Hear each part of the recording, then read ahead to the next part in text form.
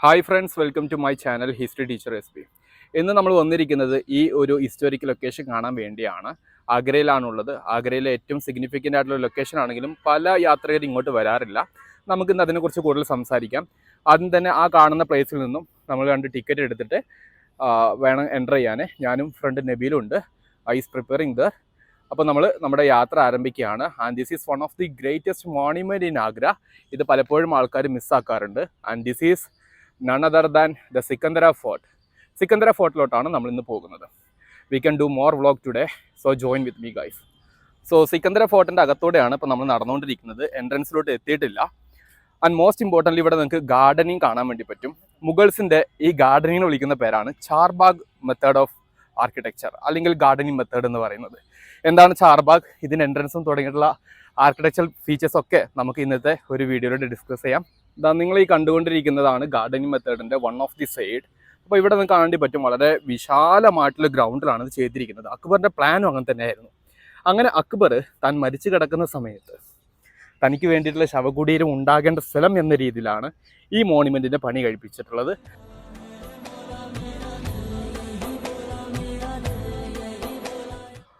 ഇതിൻ്റെ ഫസ്റ്റ് ലുക്കിൽ നിങ്ങൾ കാണുന്നത് പോലെ തന്നെ റെഡ് സാൻഡ്സ്റ്റോണിലാണ് ഇത് പണി നിർമ്മിച്ചിട്ടുള്ളത്. അക്ബറിൻ്റെ കാലഘട്ടത്തിൽ പണി ആരംഭിച്ചെങ്കിലും പിന്നീട് മകനായിട്ടുള്ള ജഹാംഗീറാണ് ഇതിൻ്റെ പണി പൂർത്തീകരിക്കുന്നത്. അക്ബറിൻ്റെ ആഗ്രഹം താൻ മരിച്ചു കിടക്കുന്ന ഈ ഒരു ലൊക്കേഷൻ അതൊരു സ്വർഗീയ തോപ്പിന് തുല്യമായിരിക്കണം എന്നുള്ളതാണ്. അതുകൊണ്ട് ഇതിൻ്റെ പണി തുടങ്ങിയപ്പോൾ ഇതിന് അദ്ദേഹം പേര് വിട്ടിട്ടുണ്ടായിരുന്നത് ബഹിസ്താബ് എന്നുള്ളതായിരുന്നു. പിന്നീട് 1612 ജഹാംഗീർ ഇതിൻ്റെ പണി പൂർത്തീകരിക്കുന്നത്.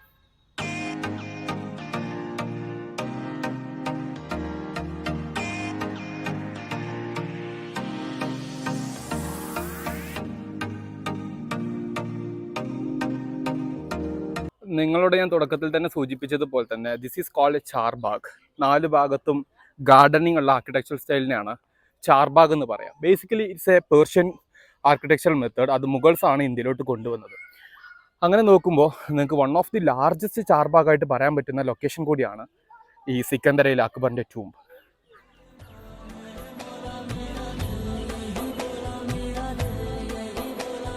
സോ നമ്മളിതാ ആ എൻട്രൻസ് ഗേറ്റിൽ നിന്ന് നടന്ന് ഇവിടെ എത്തിയിരിക്കുകയാണ്. Now will be entering into this tomb. അങ്ങോട്ട് പ്രവേശിക്കാം. സോ നമ്മളിവിടെ എത്തിയിട്ടുണ്ട്. ഷൂസ് എല്ലാം ഊരി വെച്ചിട്ട് വേണം ഖബറിലോട്ട് കയറാൻ വേണ്ടി. And you can see this is purely മാർബിളിലുള്ള ടെസലേഷൻ വർക്ക്, ഡിസൈൻ വർക്കുകളാണ് ഇവിടെ കാണാൻ പറ്റുന്നത്. ആൻഡ് റെഡ് സാൻഡ്സ്റ്റോണിൻ്റെ ഒരു മിക്സ്ചറും കാണാൻ വേണ്ടി പറ്റും. And now we are entering to this.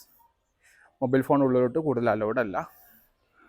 Request പ്രകാരം ചേട്ടൻ ഇവിടുത്തെ ഉൾഭാഗത്ത് വീഡിയോ എടുക്കാൻ വേണ്ടി സമ്മതിച്ചിട്ടുണ്ട്. ലൈറ്റ് ഇട്ട് തന്നിട്ടുണ്ട്. യു ക്യാൻ സി ഇവിടെ ഒരുപാട് കാര്യങ്ങൾ കാണാൻ വേണ്ടി പറ്റും. And this is Arabic or ഖുർആനിക് calligraphy, എഴുത്ത് രീതി. ആൻഡ് അതിനപ്പുറത്തോട്ട് നോക്കുന്ന സമയത്ത് നമുക്ക് ഒരുപാട് ഡിസൈൻ പാറ്റേൺസ് കാണാൻ വേണ്ടി പറ്റും. ഇത് തന്നെയാണ് മുഗൾ ആർക്കിടെക്ചറിൻ്റെ one of the most beautiful thing. അത് നിങ്ങൾക്ക് എല്ലാ മോണുമെൻറ്റ്സിൽ പോയി കഴിഞ്ഞാലും കാണാനും പറ്റും. Okay, here you can see ഖുർആനിക വചനങ്ങൾ അങ്ങനെ എഴുതി വെച്ചിട്ടുണ്ട്. This is calligraphy on walls.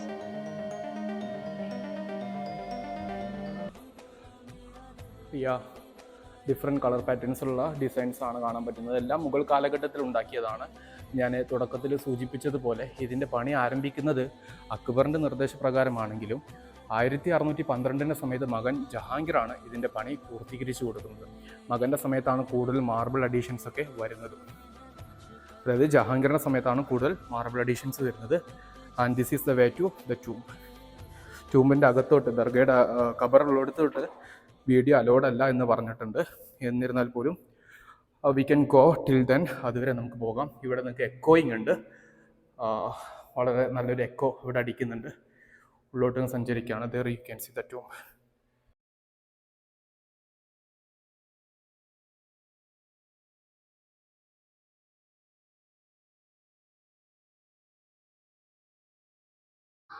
So നമ്മൾ ടൂംബ് കണ്ട് പുറത്തോട്ട് ഇറങ്ങുകയാണ്. ഈ ജനവാതിലുള്ള ഈ ഹോൾസ്, ഇതിനാണ് ജാലി വർക്ക് എന്നൊക്കെ പറയുന്നത് കേട്ടോ. ഖബറിൻ്റെ അകത്ത് കണ്ടിട്ടുള്ള കാര്യങ്ങൾ പറയാം. ഒരു പ്രാവാണത് പോയത്. ഓക്കെ, നമ്മളിത് ഇറങ്ങി വന്നപ്പോൾ ഗൈഡ് അതിൻ്റെ സൂക്ഷിപ്പുകാരൻ നമുക്കൊരു ഇൻഫോ തന്നിട്ടുണ്ട്.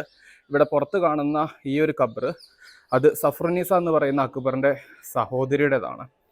ഓക്കെ, ബാക്കിയുള്ള കുടുംബാംഗങ്ങളുടേതും ഇവിടെ കാണാൻ വേണ്ടി പറ്റും. അതേ സമയത്ത് ഇതിന് തൊട്ടപ്പുറത്ത് ഇതിൻ്റെ ലെഫ്റ്റ് സൈഡാണ് ഇപ്പോൾ നമ്മൾ കണ്ടത്.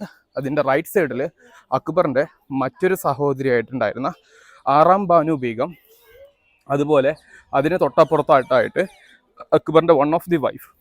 അക്ബറിന് ഒരുപാട് ഭാര്യമാരുണ്ടായിരുന്നു. അതിൽ അക്ബറിൻ്റെ വൺ ഓഫ് ദി വൈഫായിട്ടുള്ള റുഖയ്യ ബാനു ബീഗത്തിൻ്റെ ഖബറും കാണാൻ പറ്റും. സോ ദിസ് ഈസ് ആറാം ബാനു ബീഗം, അവരുടേതാണ് വരുന്നത്.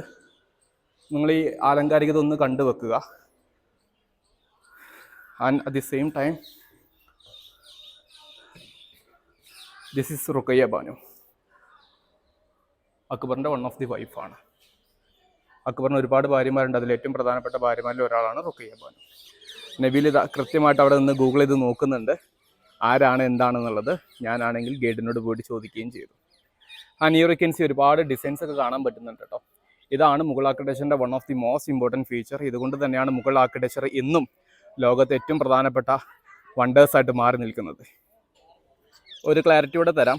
ഈ കാണുന്ന മോണിമെൻറ്റിൻ്റെ ഈ കാണുന്ന സൈഡിൽ ഗാർഡൻ, ഈ ഭാഗത്തൊരു ഗാർഡൻ, ബാക്ക് ഭാഗത്ത് ഇതുപോലെ ഗാർഡൻ. അതുകൊണ്ടാണ് 4 ഭാഗത്തും ഗാർഡൻ ഉള്ളത് കൊണ്ടാണ് ഇതിനെ ചാർ ബാഗ് എന്ന് വിളിക്കുന്നത് കേട്ടോ. അക്ബറിൻ്റെ ടൂമ്പിൽ നിന്നും ഇറങ്ങി വന്നതിൻ്റെ ശേഷമുള്ള 1-2 അനുഭവം കൂടെ പറഞ്ഞിട്ട് നമുക്ക് ഈ വീഡിയോ സൈൻ ഓഫ് ചെയ്യാം. നിങ്ങൾ ഈ പുറത്ത് കാണുന്ന ഇത്രയും വലിയൊരു ആർക്കിടെക്ചറൽ സ്റ്റൈൽ, അതിൻ്റെ ഡിസൈനുകളെല്ലാം നമ്മൾ കാണിച്ചു തന്നു. അതുപോലെ അക്ബറിൻ്റെ തൊട്ട് ഇപ്പുറത്ത് നടക്കുന്ന സഹോദരിമാരും വൈഫിൻ്റെയും നമ്മൾ കണ്ടു കഴിഞ്ഞു. പക്ഷേ അക്ബറിൻ്റെ ടൂമിൻ്റെ അകത്തോട്ട് നിങ്ങൾ കയറി ചെല്ലുന്ന സമയത്ത് വീഡിയോ എടുക്കരുതെന്ന് പറഞ്ഞതുകൊണ്ട് മാത്രമാണ് എടുക്കാതിരുന്നത്. അവിടെ പ്രത്യേകിച്ച് സെക്യൂരിറ്റി റെസ്ട്രിക്ഷൻ ഒന്നും ഉണ്ടായിരുന്നില്ല. അവിടെ നിങ്ങൾക്ക് പ്യുവർലി ഒന്നും കാണാൻ പറ്റത്തില്ല എക്സെപ്റ്റ് ദ ടൂം. ആ ടൂമ്പ് വെറും വൈറ്റ് മാർബിളാണ് കൺസ്ട്രക്ഷൻ നടത്തിയിട്ടുള്ളത്, അതിൻ്റെ മോഡിഫിക്കേഷൻ ചെയ്തിട്ടുള്ളത്. ബാക്കിയുള്ള ഭാഗങ്ങൾ ഫുള്ള് പ്ലെയിൻ ആണ്, വളരെ ശാന്തമാക്കപ്പെട്ടൊരു സ്ഥലമായിട്ടാണ് വെച്ചിരിക്കുന്നത്. തീർച്ചയായിട്ടും മരണശേഷം ഉള്ള ഒരു ജീവിതം അങ്ങനെ വളരെ സിമ്പിളായിരിക്കും എന്നുള്ളൊരു മെസ്സേജ് കൂടെ ഇങ്ങനത്തെ ആർക്കിടെക്ചറൽ ഫീച്ചേഴ്സിൽ കാണാൻ പറ്റും.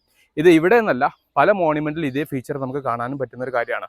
പുറത്ത് പലപ്പോഴും നല്ല ആർക്കിടെക്ചറൽ ഡിസൈൻസ് ഉണ്ടെങ്കിലും അകത്ത് വളരെ പ്ലെയിൻ ആയിരിക്കും. So that's all for today. ഇന്നത്തെ നമ്മുടെ ആഗ്ര വ്ളോഗിൻ്റെ പ്രധാനപ്പെട്ട ഭാഗമായിട്ടുള്ള സിക്കന്ദര ഇവിടെ അവസാനിക്കുകയാണ്.